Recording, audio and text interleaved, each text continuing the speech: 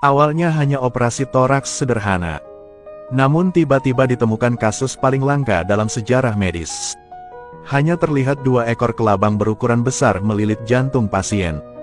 Hal ini membuat dokter tidak tahu harus berbuat apa. Kali ini, dokter yang bertugas mengambil gunting di sebelahnya. Bersiap untuk beberapa pengujian. Namun tentakel tumbuh dari tubuh kelabang. Hati itu tertutup lingkaran. Dokter sudah lama meneliti tetapi masih belum berani memulai. Karena meskipun bisa membunuh kelabang, juga tidak mungkin untuk menghilangkan tentakel yang menembus jauh ke dalam jantung pasien. Hanya kelabang yang otomatis keluar yang bisa menyelamatkan pasien. Tapi ingin membuat kelabang mendengarkan. Pertama, kita harus menjelaskan jenis spesiesnya. Jadi dokter mengambil pisau bedah itu lagi. Bersiap mengambil sampel kelabang untuk penelitian. Dia dengan hati-hati memotong dengan pisaunya. Namun begitu dia menyentuh peringatan pemantauan, dia langsung terbangun. Kelabang yang ketakutan mulai menyusut. Hal ini juga menyebabkan detak jantung pasien meningkat. Asisten segera mengeluarkan obat penenang dan menyuntikkannya. Obatnya juga dengan cepat memberikan efek dan indeksnya mendatar. Detak jantung sudah kembali normal. Dokter pun berhasil mengambil sampel kelabang. Namun kini situasi baru terjadi. Tentakel kelabang memanjang sedikit demi sedikit. Artinya tidak banyak waktu tersisa untuk pasien. Dokter dengan cepat meningkatkan kecepatan analisis.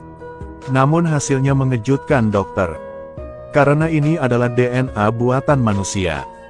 Jika ingin penawarnya, harus melalui pembuatnya untuk mendapatkannya. Beruntung FBI cepat menangkap pelakunya.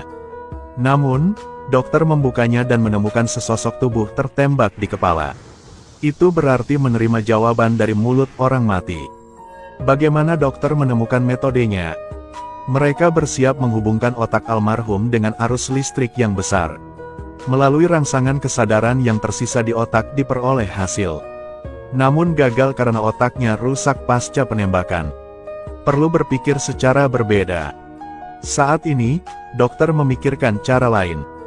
Bersiap untuk menghubungkan otak orang hidup dan orang mati untuk mengirimkan informasi. Asisten Peter menjadi subjek percobaan. Eksperimen ini sangat berbahaya.